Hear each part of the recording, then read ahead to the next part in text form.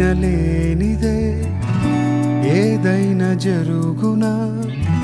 నీ కంచె దాటగా శత్రువుకు సాధ్యమా నీ ఆజ్ఞ లేనిదే ఏదైనా జరుగునా నీ కంచె దాటగా శత్రువుకు సాధ్యమా